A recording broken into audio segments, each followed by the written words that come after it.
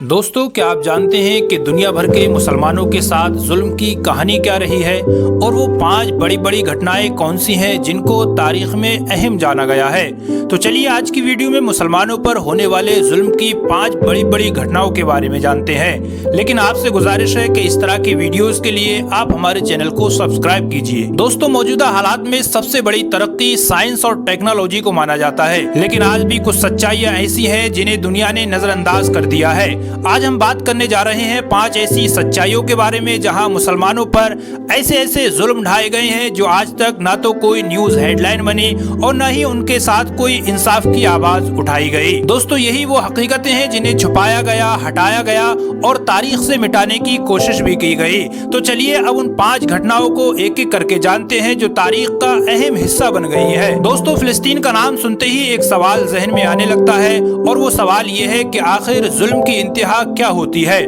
और जैसा कि हम सब जानते हैं कि पिछले कई सालों से गाजा पर इजरायली हमलों ने हजारों बच्चों को, हजारों मासूमों को मौत की नींद सुला दिया है।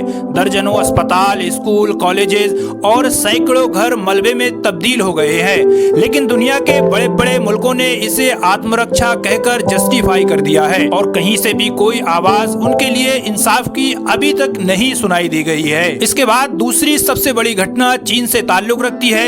चीन के शिनजियांग प्रांत में लगभग 1 करोड़ उइगर मुसलमान रहते हैं, लेकिन चीन की कम्युनिस्ट सरकार ने उनके धर्म को, उनके मजहब को गुनाह समझ रखा है, क्योंकि उनका कुरान पढ़ना, दाढ़ी रखना, नमाजें पढ़ना ये सब आतंकवाद से जोड़ दिया गया है। और सिर्फ यही नहीं बल्कि 10 लाख से ज्यादा मुसलमानों को री एजुकेशन कैंप में डाल दिया गया है, जहां उनको जबरन सुअर का मांस खिलाया गया है और इस्लाम छोड़ने पर मजबूर भी किया गया है। फिर भी दुनिया चुप रही और आज तक दुनिया इस मामले पर चुप ही नजर आती है और उसकी वजह यह है कि चीन एक सुपर पावर मुल्क समझा जाता है। इसी तरह म्यांमार में रोहिंग्या मुसलमानों के साथ जुल्म किया गया, उनको कभी म्यांमार का नागरिक ही नहीं समझा गया। 2017 में वहां की सेना ने उनके घर जला डाले, उनके गांव जला डाले और सिर्फ यही नहीं बल्कि उनकी औरतों के साथ बलात्कार किया गया, उनके बच्चों को जिंदा जला दिया गया और 7 लाख से ज्यादा रोहिंग्या मुसलमान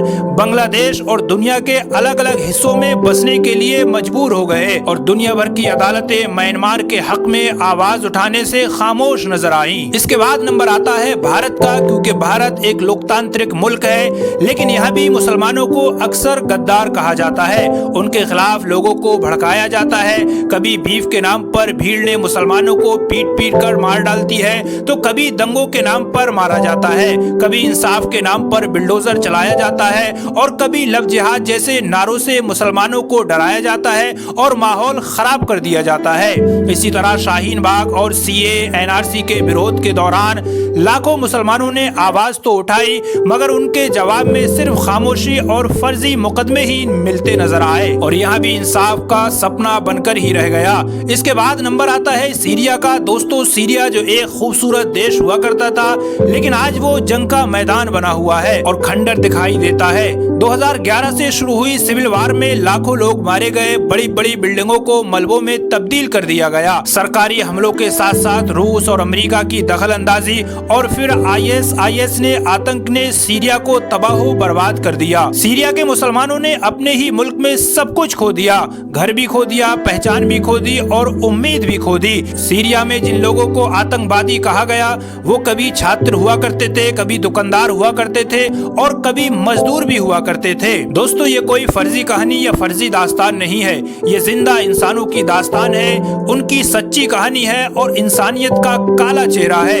इसमें से कई जुल्म ऐसे हैं जिन्हें मीडिया ने कभी दिखाया ही नहीं, क्योंकि जुल्म करने वाला ताकतवर मुल्क था और मजलूम कमजोर था।